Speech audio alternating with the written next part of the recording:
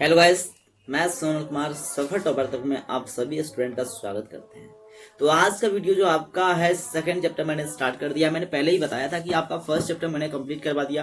अगर आपने अभी तक वीडियो नहीं देखा है तो जल्दी से जल्दी जाके सफर टॉपर तक के चैनल में सर्च मार के जल्दी से वीडियो देख लो। अगर सब्सक्राइब नहीं किया है तो कर लेना, ताकि वीडियो आप लोग को लगातार मिलता रहे, कोई प्रॉब्लम नहीं होना चाहिए। मैंने फर्स्ट चैप्टर स्टार्ट किया था श्रम विभाजन और जाति प्रथा, मैंने उसको बेहतरीन तरीके से कंप्लीट करके दिखाया है। मैंने फर्स्ट वीडियो में दिया था आपको पूरा एक्सप्लेनेशन दिया था, उसका सेकंड वीडियो में ऑब्जेक्टिव दिया था और थर्ड वीडियो में मैंने आपका सब्जेक्टिव पूरा का पूरा करवाया था। ठीक इसी तरह से जिस तरह से पहले चैप्टर मैंने कंप्लीट किया है, ठीक उससे बेहतरीन वीडियो में आपको सेकंड चैप्टर कंप्लीट करवाऊंगा। उसी प्रकार से 12 चैप्टर कहानी का है, टोटल का टोटल कंप्लीट करवाऊंगा। फिर उसके बाद जैसे ही बोर्ड का व्यवस्था होता है उसके बाद मैं बोर्ड पे पढ़ाना आपको स्टार्ट कर दूंगा और अच्छी तरीके से फील करवा के, ठीक है ना। इसलिए आपको थोड़ा थोड़ा धीरे धीरे मजा आ जाएगा पढ़ने में, बस लगे रहो, ठीक है ना। लगातार क्लासेस करो, फिर आपको कोई प्रॉब्लम नहीं होगा, ठीक है ना। तो हम लोग स्टार्ट करने से पहले आपको एक मोटिवेशन कोट देता हूं जो कि आपको ऊर्जावान करेगा, मजा आएगा वीडियो देखने में। और लगातार 15 मिनट बने रहो, सेकंड चैप्टर का धुआं धुआं उड़ा देंगे, ठीक है ना भाई। तो सबसे पहले एक कोड हम लोग स्टार्ट करते हैं, सुनिएगा ध्यान से। तो पंक्ति है, मजा आ जाएगा सुन के, ऊर्जा आ जाएगा आपके अंदर, ठीक है। तो चलिए सुनिए। जीत की खातिर बस जुनून चाहिए, जीत की खातिर बस जुनून चाहिए, जिसमें उबाल हो ऐसा खून चाहिए। जीत की खातिर बस जुनून चाहिए, जिसमें उबाल हो ऐसा खून चाहिए। यह आसमां भी आएगा जमी पर, यह आसमां भी आएगा जमी पर, बस इरादों में जीत की गूंज होनी चाहिए, बस इरादों में जीत की गूंज होनी चाहिए, ठीक है ना भाई। और आज हम लोग सेकंड चैप्टर पढ़ने वाले हैं और सेकंड चैप्टर का नाम है विष के दांत, ठीक है ना। विष के दांत कहानी बहुत ही जबरदस्त है, सुनने के बाद आपको मजा ना आ जाना है। 20-15 मिनट 20 मिनट आप रुको, अगर समझ में नहीं आए तो अनसब्सक्राइब करके चले जाना, अनसब्सक्राइब कर देना। अगर समझ में आए तो लाइक सब्सक्राइब जरूर कीजिएगा आप लोग, ठीक है। तो सबसे पहले मैं अगर बताता हूँ तो इस चैनल का, इस चैप्टर का नाम है भाई विष के दांत। इसके लेखक हैं, देखिए इसको ट्रिक से याद करवाता हूँ। विष के दांत, इसके लेखक हो जाएंगे। विष वाला दांत किसका होता है?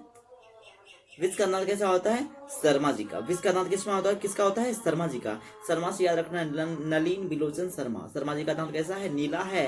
और कैसा है? विष वाला दांत है। तो विष के दांत कहानी के लेखक नलिन बिलोचन शर्मा। तो सबसे पहले इनके जीवन परिचय पे चलते हैं, उसके बाद आगे हम लोग पढ़ते चले जाएंगे, ठीक है ना। कहते हैं कि नलिनी बिलोचन शर्मा का जन्म 18 फरवरी 1916 को पटना के बद्रघाट में हुआ था और वो जन्म से भोजपुरी भाषा बोलते थे। इनका जन्म हुआ था पटना के बद्रघाट में हुआ था, ठीक है ना। 18 फरवरी 1916 को पटना के बद्रघाट में हुआ था और ये से जन्म से भोजपुरी भाषा बोलते थे। और कहते हैं इनके पिता का नाम पंडित रमाकांत शर्मा थे, जो दर्शन और संस्कृत के प्रख्यात विद्वान थे। और कहते हैं इनकी माता का नाम क्या था? रत्नावती शर्मा था। माता का नाम रत्नावती शर्मा। जन्म हुआ था 18 फरवरी 1916 को पटना के बद्रघाट में और ये जन्म से भोजपुरी भाषा जानते थे। और इसके पिता पंडित रमाकांत शर्मा और माता का नाम क्या था? रत्नावती शर्मा। इतना बात ऑब्जेक्टिव याद रखना है माइंड में, फटाफट लास्ट में पूछूंगा और देखता हूं कि आप कितना याद करते हो। फटाफट आंसर देना है और जितने स्पीड में मैं प्रश्न पूछूं उससे कई गुना स्पीड में आपको आंसर टिक करना है, तब जाके आप बेहतरीन स्कोर कर पाओगे एग्जाम में। क्योंकि अब टैलेंट बच्चा आने लगा, टैलेंटेड बच्चा, तो आपको भी टैलेंटेड स्टूडेंट बनना है, तब जाके आपका स्कोर मार्क्स में बढ़ेगा, ठीक है ना। तो चलिए आगे कहते हैं कि ये जो थे अपने स्कूल की पढ़ाई अपने गांव से ही किए थे, पटना कॉलेजिएट स्कूल से किए थे, जो मुख्य फैंट है। उसके बाद कहते हैं कि धीरे धीरे उच्चतर पढ़ाई के लिए ये दूसरे दूसरे स्कूल विद्यालय पढ़ने के लिए चले गए थे। कहते हुए हर प्रसाद दास जैन कॉलेज, आरा रांची विश्वविद्यालय, और कहते हैं कि पटना विश्वविद्यालय में वो पढ़ाने का भी काम किए थे लास्ट में। और 1959 में पटना विश्वविद्यालय के हिंदी विभाग के अध्यक्ष हुए थे। और जब वो मरने वाले थे तो अपने पद पर बने रहे थे, पटना विश्वविद्यालय के अध्यक्ष थे। और इनकी मृत्यु 12 सितंबर 1961 में हुआ था, ठीक है ना। 12 सितंबर 1961 में इनका मृत्यु हो गया था। और जब ये मरे थे तो पटना विश्वविद्यालय के ये अध्यक्ष थे, ठीक है ना। उसका इनको पटना विश्वविद्यालय का अध्यक्ष कब बनाया गया? 1959 में। और 12 सितंबर 1961 को इनका क्या हो गया? देहांत हो गया। अब सुनिएगा, कहते हैं कि एक बार और मैं कहानी परिचय बताता हूँ। इसके चैप्टर का नाम है विष के दांत और इसके लेखक है नलिन बिलोचन शर्मा जी। उनका जन्म 18 फरवरी 1916 को पटना के बद्रघाट में हुआ था। और कहते हैं ये जन्म से भोजपुरी भाषा जब बोलते थे। और इनके पिता का नाम था पंडित रमाकांत शर्मा था और माता का नाम रत्नावती शर्मा था। और ये बचपन, इसके पिता जो थे रमाकांत शर्मा, इनका रुचि जो था संस्कृत में और इनका रुचि था दर्शन में, ठीक है ना। आगे आप जब पढ़िएगा तो ये स्कूल की पढ़ाई अपना मतलब पटना कॉलेजिएट स्कूल से किए थे। और इससे आगे की पढ़ाई ये जो किए थे भाई, रांची, आरा वगैरह वगैरह और बहुत सारे विद्यालय में पढ़े थे। और पढ़ाने का जो काम किया था 1959 से पटना विश्वविद्यालय में, और इस पद पे बने रहे। और 12 सितंबर 1961 को इनका देहांत हो गया। और बहुत सारे रचनाएं भी है, मुख्य मुख्य रचनाएं, एक दो रचना याद कर लेना है, बस हो गया। अब आगे आते हैं कहानी में हम लोग। विष के दांत कहानी में जैसे ही कहानी की शुरुआत होती है तो कहानी के जो जो मुख्य पात्र हैं मैं उसके बारे में आपको बता देना चाहता हूँ ताकि आपको पूरी की पूरी कहानी समझ में आए। तो इस कहानी में एक होता है भाई सेन साहब, एक तो होते हैं सेन साहब और कुछ होते हैं उनके मित्र, और सेन साहब की एक होती है मिसेस, मतलब वाइफ होती है, और सेन साहब का एक बेटा होता है जिसका नाम खोखा है, और खोखा का ही आगे चल के नाम मैं बताऊंगा कासू। और उसकी 5 बेटी है, सेन साहब की 5 पुत्री है, मतलब सेन साहब की 5 गो बेटी, 1 गो बेटा, मतलब 6 गो बेटा बेटी उनके पास। बेटी का नाम पूछे तो सीमा रजनी आलो शेफाली आरती, सीमा रजनी आलो शेफाली आरती, बेटा का नाम कासू, कासू का ये दूसरा नाम है खोखा। और दूसरे परिवार की बात करें, मैं तो 2 परिवार की बात करूंगा। एक परिवार में सेन साहब है, सेन साहब की पत्नी है, 6 बच्चे हैं। दूसरे परिवार में आइएगा तो गिरधर है, गिरधर की पत्नी है, और गिरधर का बेटा मदन है। और ये कहानी इसी दोनों में से मतलब अंडरस्टैंडिंग के साथ चलते रहता है। कहानी की शुरुआत ऐसे होती है कि कहते हैं कि सेन साहब के बंगले के सामने एक काली कलर की कार लगी हुई है, और इतना चमचमाहट है कि अगर कोई उसमें अपना चेहरा देखना चाहे तो बेहतरीन तरीके से देख सकते हैं। और कहते हैं कि मैम साहब का तख्त हिकायत है, शिकायत मतलब वो कहना है, मतलब सेन साहब की पत्नी का कहना है कि इस गाड़ी को कोई छू ना पाए, कोई नहीं छूना चाहिए, और बहुत ही बढ़िया से इसको रखो। और ड्राइवर को समझा दिया गया था, ड्राइवर को हम लोग सोफर कहते हैं, सोफर को समझा दिया गया था कि इस गाड़ी के पास कोई भटकना नहीं चाहिए। और जब कहते हैं कि ये कहानी जब शुरुआत होती है तो मैं कुछ कहानी भी आपको पॉइंट डिनोट करते जाऊंगा, कराते जाऊंगा। कहते हैं ये सेन साहब को इस कार पर क्या है, नाज है। कार का कलर कैसा था, काला, और ये कार वो खरीद के लाए थे 7,500 रुपए में, ठीक है ना। और कहते हैं कि अगर इस कार को कोई अगर छू देना तो क्लीनर और सोफर मतलब ड्राइवर जो था उसको बहुत ही डांट पड़ती थी, जिसके कारण हमेशा वह कार की देखभाल बढ़िया से करता था, ठीक है ना। और कहते हैं कि इसकी 5 लड़की थी, 5 बड़ी सुशील थी, और इसको बढ़िया से सिखाया गया था तरीका, रहने का, खाने का, खेलने का, हंसने का, बोलने का, हर चीज का तरीका उसकी माँ और पिता ने समझाया था। 5 लड़की, 5 लड़की का नाम क्या था, सीमा रजनी आलो शेफाली आरती, सीमा रजनी आलो शेफाली आरती, 5 उनकी पुत्रियां थी।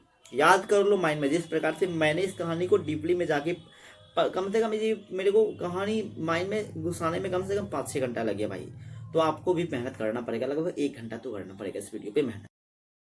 तो सीमा रजनी आलो शेफाली आरती 5 बहनें थी, और 5 को बहुत ही अच्छे ढंग से सिखाया गया था उसकी माँ के द्वारा, पिता का। और कहते हैं 5 लड़कियां क्या, उसकी माँ बाप कहते हैं कि 5 लड़कियां क्या है, कठपुतली है, इसको जैसे मैं कहूंगा वही करेगी। इसका खेलने का समय निर्धारित किया गया है, पढ़ने का समय और खेलने का समय ज्यादा इसको खिलखिला के हंसने पर भी मना किया गया कि आप हंस नहीं सकते हो। आसपास के लोग कहते हैं कि आज तक उसकी 5 बेटी को खिलखिला के हंसने के लिए हंसते हुए आज तक हमने कभी नहीं देखा है। तो कहते हैं 5 लड़कियों के लिए नियम कानून क्या है, कहानी सुनिएगा तो मजा आएगा। 5 लड़की के लिए नियम कानून क्या है भाई, अलग इनके लिए है, बनाया गया है। और कहते हैं 5 लड़कियां क्या है, कठपुतली है। पूछेगा सेन साहब के अनुसार और उसकी पत्नी के अनुसार, मिसेस के अनुसार 5 लड़कियां क्या है, कठपुतलियां हैं। और कुछ लोग आसपास के जो लोग होते हैं यही चीज को देखते हुए उदाहरण देते हैं कि देखो एक सेन साहब की बेटी है कि कितनी बेहतरीन है, नाचती है, ना बोलती है, और समय पे खेलती है, पढ़ाई करती है, और जो कहते हैं वही वो करती है, उसके माता पिता जो कहते हैं वही वो करती है, इसके खिलाफ वो कोई भी काम नहीं करती है। और एक तुम लोगों सालों यहाँ फूल का गमला तोड़ने के लिए बना है, आसपास के पड़ोसी कहते हैं कि सालों ये फूल का गमला तोड़ने के लिए बना है, तुम जो फूल का गमला तोड़ देते हो बार बार। तो ये आसपास के लोग उदाहरण देते रहते हैं 5 लड़कियों की।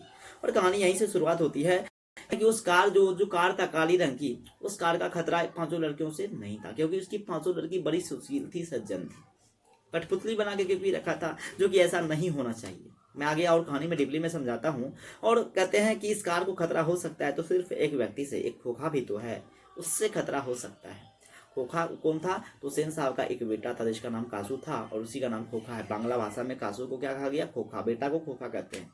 ठीक, उससे खतरा हो सकता है क्योंकि वो हर चीज में आबाद है, पढ़ने का नियम अलग, खेलने का नियम अलग है, जब मन चाहे वो खेल सकता है, लेकिन बेटी के लिए नियम अलग है। लेकिन ऐसा नहीं होना चाहिए, समझ में आ गया ना भाई।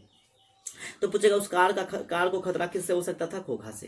तो यही कहते हैं कि वो ऐसा था कि खोखा का जन्म तब हुआ, उसके माता पिता कहते हैं कि खोखा का जन्म तब हुआ जब हमको कोई उम्मीद ही नहीं था, लग रहा था कि हम लोग अब बूढ़े बूढ़ी हो गए हैं, लेकिन बूढ़े हुए नहीं थे, सेन साहब जवान ही देखते थे। कहते हैं कि इसका जन्म तब हुआ जब हमको कोई उम्मीद ना उम्मीद था, जब कोई उम्मीद ही मेरा खत्म हो गया था, तब जाके किसका जन्म हुआ है, कासू का जन्म हुआ है, खोखा का जन्म हुआ है। इसलिए ये क्या है, दुलारा है। ऐसे भी 5 बेटी पे एक बेटा होता है तो वो प्यारा तो होता ही है। तो इस तरह से ये कहानी आगे बढ़ते जाता है। तो ये कहते हैं पांचों लड़की से इस कार को कोई खतरा नहीं है, खतरा है तो सिर्फ खोखा से। और कहानी अब दूसरे पार्ट में हम लोग आगे बढ़ते हैं। तो कहानी की कुछ शुरुआत इस तरह से होती है। कहते हैं कि सेनों का कहना था कि आखिर ये जो बेटा है इसका है सेन साहब का, ये तो जो मन चाहे वो कर सकता है ना भाई। और कहते हैं कि सेन साहब का कहना है कि लोग हमारे आसपास के जो लोग हैं वो उनका कहना है कि इसको पढ़ने के लिए कहीं दूर भेज दो, किरण गार्डन स्कूल है वहाँ पे भेज दो।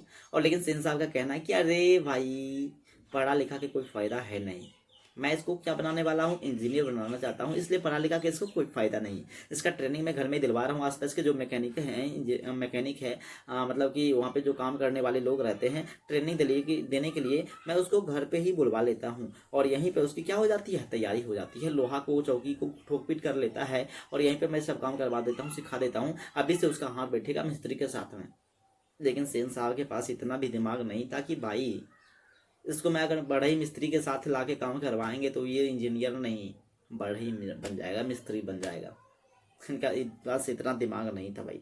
तो लोग ये कहते हैं कि हमने किरण गार्डन स्कूल में नहीं देना है। मैंने भारत के लोग तो यही पागल हैं, भारत के लोग को क्या पता क्या है, पागल सेन साहब की तरफ से। लेकिन ऐसा बात नहीं है, आपको अच्छा इंजीनियर बनना है तो आपको कॉलेज ज्वाइन करना पड़ेगा।